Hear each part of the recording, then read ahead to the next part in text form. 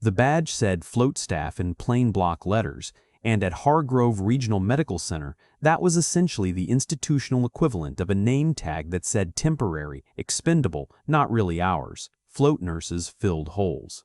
They covered shifts nobody wanted, rotated through units that couldn't keep their own people, and existed, in the hospital's administrative logic, somewhere between the housekeeping contract and the IV supply closet, necessary but barely acknowledged. She had been working Hargrove's overnight float rotation for 11 months. Her name was Claire Denton. She was 34 years old, stood 5'7" in compression socks and blue V-neck scrubs, and wore her blonde hair coiled into a low bun so tight and practical it looked almost like a regulation. She had a silver wristwatch on her left wrist, analog, no smart features, a plain face, and she wore it the way some people wear a ring they never take off, not for decoration, for reference. The overnight team had noticed small things about her, the way you notice things about a coworker you can't quite categorize. She always arrived 4 minutes before the start of shift and stood quietly at the nursing station reviewing the current census before anyone asked her to. She read charts the way other people read legal documents, completely, from the header down.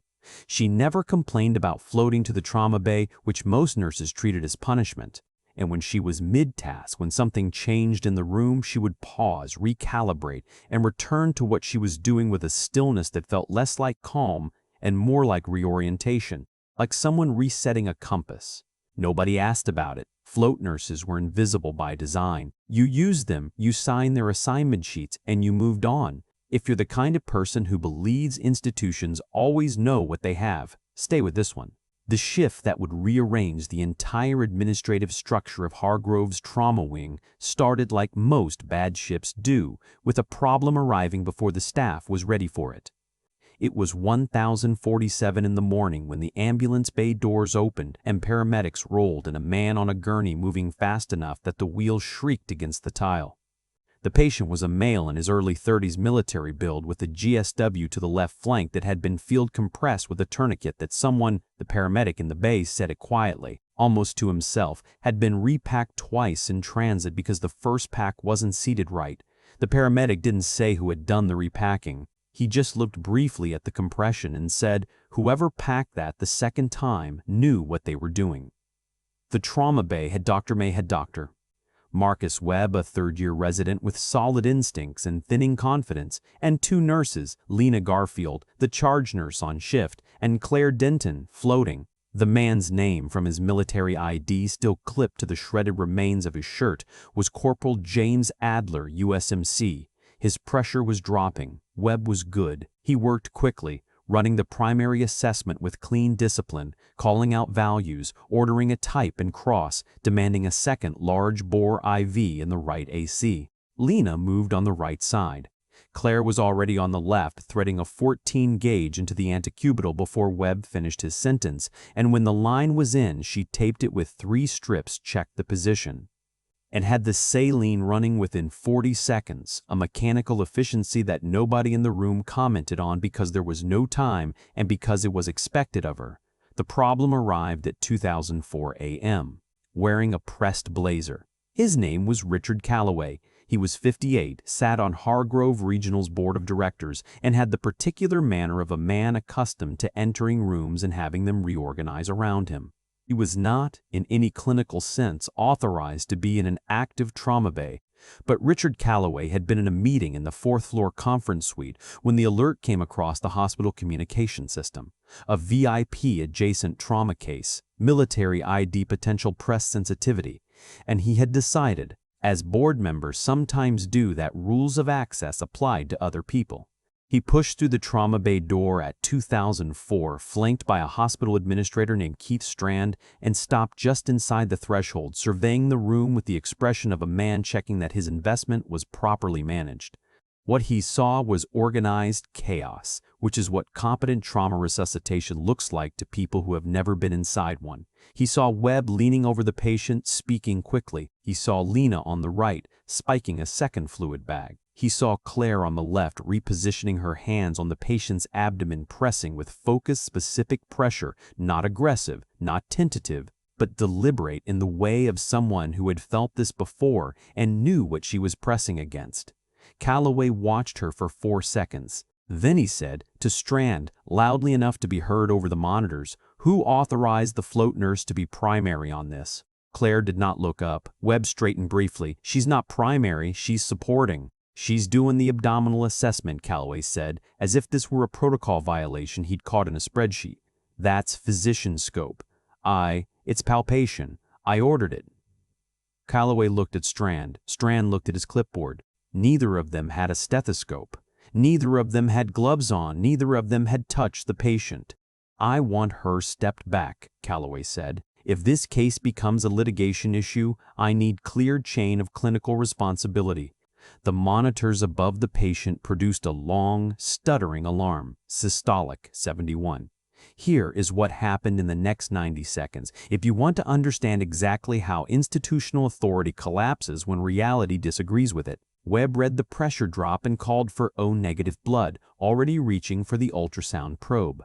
Claire had moved before he finished the sentence. Not urgently, not in a way that looked like she was overriding anything, but with the compressed efficiency of someone following a sequence she had memorized through repetition that had nothing to do with hospital training. She reached across the cart and adjusted the IV rate.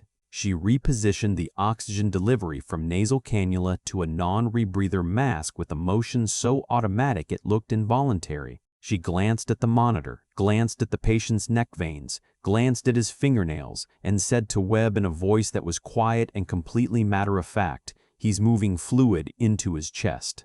The wound tract may have nicked the lower lobe. You want to listen to the left base before you hang the next bag." Webb looked at her for exactly 1 second. Then he moved the stethoscope to the left base. He listened. His face changed. "She's right," he said to no one in particular in the tone of someone recalibrating. "Diminished on the left. Get thoracic on the phone." "That's not her call to make," Calloway said from the doorway, and his voice had gone harder now, the kind of harder that comes from feeling yourself ignored. "I don't know what her background is, but float staff don't direct physician assessment. That's a protocol violation, and I am documenting this right now." He said it at full volume. He said it looking at her. Claire finished adjusting the oxygen flow, replaced the mask gently against the patient's face, and, without turning around, said, "Document whatever you need to."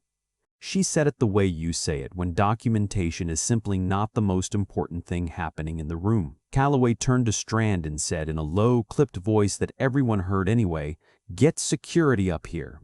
I want her removed from this bay, and I want her float contract reviewed by morning." The patient's name was Corporal James Adler. He had been in the room for 19 minutes, and for 19 minutes his blood pressure had been moving in a direction that is, clinically, incompatible with the rest of the evening. Lena Garfield, Hargrove's charge nurse, was a woman who had worked trauma for 16 years and had seen enough institutional interference to have developed a specific category of exhaustion reserved for it. She was also, by this point in the shift, watching Claire Denton with an attention that had moved somewhere past professional assessment into something more careful, because Lena had noticed things, small things, over 11 months, the way you notice things when you're trained to notice things and you can't turn it off. She had noticed that Claire, when she primed an IV line, did it with her left hand braced in a grip that wasn't the standard hospital technique. It was faster lower to the body, and she always completed it in one continuous motion rather than the two-stage motion taught in nursing school. She had noticed that Claire's tourniquet applications were always positioned differently than textbook, slightly higher and with a secondary pressure point that produced faster limb isolation. She had noticed that Claire never flinched at the sounds of the trauma bay, not the alarms, not the shouting, not the wet sounds that come with certain injuries, in the way that someone who had habituated not to flinch habituates, not someone who had simply never flinched. And she had noticed 2 months ago when they had a trauma case involving a soldier from Fort Branning who had presented with blast-adjacent injuries. That Claire had looked at the wound pattern and said nothing, but that her jaw had tightened just once in the way of someone who had seen that pattern in a context she wasn't willing to name. None of it added up, not to anything Lena could formally identify. But now, watching Claire work under the pressure of a hostile board member and a crashing patient, Lena realized she had been doing the same thing the board member was doing, just in the opposite direction. The board member was seeing a label, float staff, peripheral, dispensable. Lena had been seeing the accumulation of evidence that the label was wrong, but she hadn't yet asked the question that the evidence pointed to. Security arrived at the bay door at 2019. Two officers in the polo shirts and badges of the hospital's contracted security firm. One of them, stocky, mild-faced, a man named Gary who had worked the overnight for 3 years and had a policy of de-escalating before engaging, stopped at the threshold, looked at the scene, and made the professional calculation that whatever was happening medically was more urgent than whatever was happening politically. "Hold on," Gary said to Calloway, not loudly. "I gave you a directive," Calloway said. "I understand that, but the patient doesn't look stable yet." Calloway turned to face him fully and said, with the slow, deliberate weight of a man invoking status, "I am on the board of this hospital. I am asking you to remove a staff member who is in violation of—" What happened next did not come from Calloway or from Gary or from Webb or from the monitors. It came from the patient. Corporal James Adler had been in and out of consciousness since arrival. His pressure was still low. His breathing was labored under the non-rebreather mask. He was 29 years old, and for the last 19 minutes he had been the object of a resuscitation effort by people who were trying very hard to keep him inside the world. But at 2021 a.m., between one ragged breath and the next, his eyes opened. Not all the way. Halfway. The particular halfway of someone fighting through a pharmaceutical fog. He turned his head. It took effort that was visible on his face. And his eyes, which were the dark brown of someone who had spent years in environments with no shade, moved through the room until they found her. Claire was adjusting the drip rate on the second line, her back half turned, her silver watch catching the fluorescent light. Something shifted in Adler's face. He said it quietly, the way you say something you're not sure anyone will hear. "Angel 6. The room did not go silent dramatically. It went quiet in the way of a mechanical system that has received an unexpected input and paused to process it. Webb looked up. Lena looked up.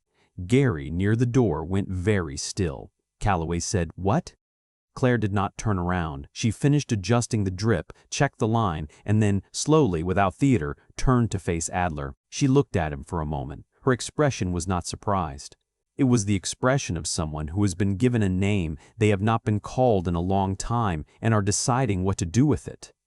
"Hey," she said to him very quietly. "Eyes on me." "Not yet."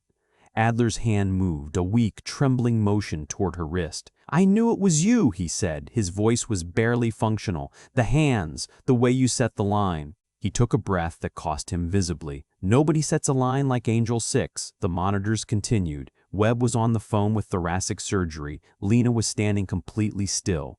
Richard Calloway said to Strand, "What is Angel 6? Nobody answered him. At 2034 a.m., thoracic surgery arrived and Corporal Adler was moved toward the OR with a stabilized pressure and a left hemothorax that would, according to the surgical team's initial assessment, have been fatal if it had not been identified and managed as early as it was. The surgeon, a compact, unhurried woman named Dr. Aisha Tran, looked at the interventions on the chart, looked at Claire, and said simply, "Good catch on the chest." Claire said, "The doctor caught it. I just said to listen." Tran held her eyes for a moment. "Right," she said and moved on. Calloway had not left the bay. He was standing near the door with Strand, and the political momentum of his earlier directives had apparently encountered the friction of a patient not dying and lost most of its velocity. He was recalibrating. Men like Calloway were good at recalibrating, at finding the version of events that kept them structurally in the right. He said to the room in general, "I'm glad the patient is stable. That was always the priority." No one responded. It was at 2047 a.m., 14 minutes after Adler had been moved to the OR while Claire was at the nursing station rewriting her documentation notes in the precise, densely notated handwriting Lena had always found unusual for someone her age, that the trauma bay doors opened again. Not one person, four. 4 men in desert pattern utilities, combat boots, and USMC insignia, moving with the particular kind of controlled urgency that is not a run, but covers ground faster than most people's jog. The one in front, a staff sergeant based on the chevrons, a man with a jaw like a geographic feature and eyes that had clearly been awake for many hours, stopped at the nursing station and said, "Corporal James Adler. He was brought in tonight. "He's in surgery," Lena said. "He's stable." The staff sergeant exhaled slowly. Then he said, "We got a call." He was conscious briefly. He said, "He stopped." He looked around the nursing station. He said Angel 6 was here. The bay was quiet. Claire was still writing. She did not look up. The staff sergeant's eyes moved across the room with the systematic sweep of someone trained to read environments quickly, and they landed on her, on the blonde hair in the low bun on the silver watch, on the blue scrubs, on the particular way she was holding herself at the nursing station, which was not the way most people hold themselves when writing patient notes. His posture changed. It changed in the specific, involuntary way that posture changes when the body processes recognition before the brain finishes the sentence. He said, very carefully, "Ma'am." Claire looked up. The staff sergeant came to attention. Not performance attention, not salute for a photo attention, the kind that comes from somewhere below conscious decision. The three men behind him did the same, in a beat that was so precisely simultaneous it looked rehearsed and clearly wasn't. "Sergeant Cole," Claire said. Her voice was very even. Cole said, "We heard you were. We didn't know where you—" He stopped, restarted. "Adler said you saved him again." "The surgeon saved him," Claire said. "I just kept him in range of the surgeon." Cole looked at her for a long moment. Something was moving behind his expression that wasn't simple gratitude and wasn't simple relief. It was the complicated, involuntary grief of someone being forced to feel things they had put somewhere sealed. He said, "Bravo 3. Do you remember Bravo 3? The nursing station had several people in it. Lena, Gary, a unit clerk named Deb. All of them were watching. Richard Calloway, near the door, had not moved." Claire set down her pen. She looked at Cole with an expression that was exactly as unreadable as she had decided to make it. "I remember," she said. "6 of us came home," Cole said, "because of you." She said nothing. "We looked for you," he said. "After. We looked." "I know," she said. "I know you did." The monitors beeped from the adjacent room. The fluorescent lights hummed. Calloway said from the door, in a voice that had lost its boardroom authority and was now operating on something closer to genuine confusion, "What is Angel 6? It was Lena who answered him. She answered him quietly, looking at her clipboard rather than at Calloway, in the tone of someone reporting a fact they have only just assembled. "It was a call sign," Lena said, "for a forward surgical unit. Attached to an embedded Marine company somewhere in, I don't know where, I'm guessing we're not going to be told exactly where." She paused. Apparently she ran triage, under fire, for an extended period, without resupply. Lena looked up at Calloway. "There's a commendation somewhere, I'd assume, for the kind of outcome that produces 4 Marines showing up to a hospital at 3 in the morning when they hear someone's call sign."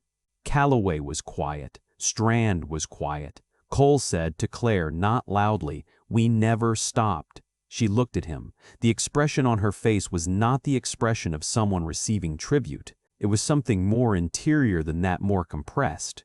The expression of someone who has carried a weight for a long time and is not going to put it down in a hospital bay in front of people who weren't there. "I know," she said again. "That means something." "It means something, Cole."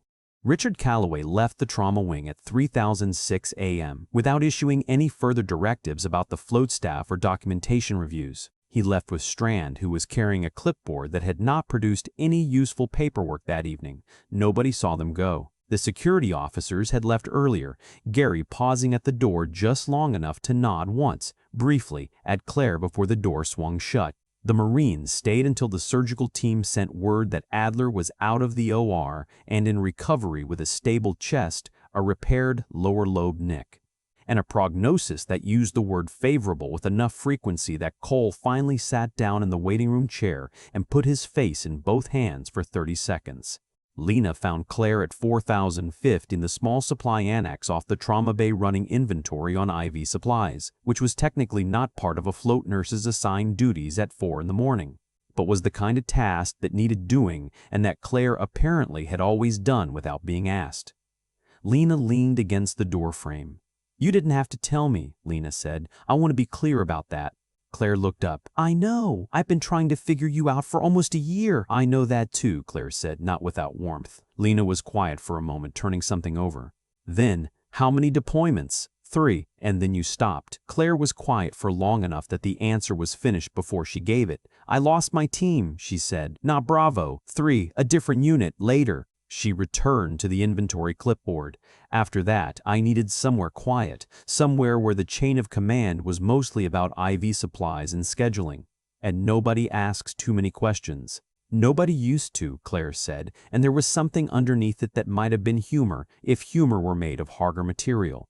Lena pushed off the door frame. She started to leave, then stopped. Calloway is going to come back. People like that always do. I know, Claire said. He'll have paperwork. He'll have protocol language. He'll have Strand and someone from HR. Probably. You could also have 4 Marines, apparently. Claire almost smiled. Not quite. They have their own lives, she said. They have enough to carry. Lena looked at her for a moment. Then she said, for what it's worth, the board doesn't know what they have. Claire looked back at the inventory sheet. They know exactly what they have, she said. A float nurse. That's what they have. She wrote a number down. That's what I am. She said it without bitterness. She said it the way you describe a fact that contains more inside it than its surface suggests. A fact you have decided to carry quietly because that is the only way to carry it without it consuming you. At 5:00 a.m., when the shift was ending and the trauma bay was cycling to the morning team, Corporal James Adler, post-op groggy, chest tube in place and pressure stabilized in a range, the attending described as encouraging, was lying in Recovery Bay 4 with Cole in the chair beside him. Adler was mostly asleep. But when Claire came to the door of Recovery Bay 4 to check the monitoring sheet before she clocked out, his eyes opened. He looked at her. She looked back at him. He said, in a voice that was barely louder than the monitors, "You brought me home twice."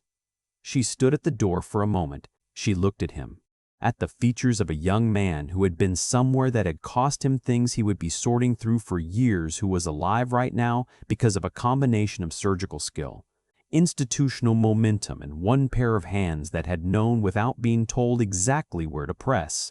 She said, "Don't make a habit of it." He managed something close to a laugh, which caught painfully in his chest and produced a monitoring alarm that Claire silenced with a tap before she walked away. She clocked out at 6:04 a.m. She stopped at the board's overnight administrative log, the one that required float staff to sign out and note any incidents requiring documentation review, and she wrote her name in the clean, deliberate handwriting of someone accustomed to filling out forms under conditions that made precision difficult. Claire Denton. Float staff, shift complete, no incidents. Then she walked out of Hargrove Regional Medical Center and into the gray, early morning air of a city just deciding whether to be awake. The silver watch caught the first light. She didn't look back. Some people carry their whole history in a title that doesn't mention any of it. Some institutions spend years processing what they already have and never quite get there. And sometimes the only person who fully understands the weight of a name is the one who earned it and chose afterward to set it aside and do the quiet, necessary work that never gets saluted. If this kind of story is what you come here for, leave something in the comments. Tell us what it was that stayed with you. And if you haven't subscribed yet, this is the one that's probably the right time.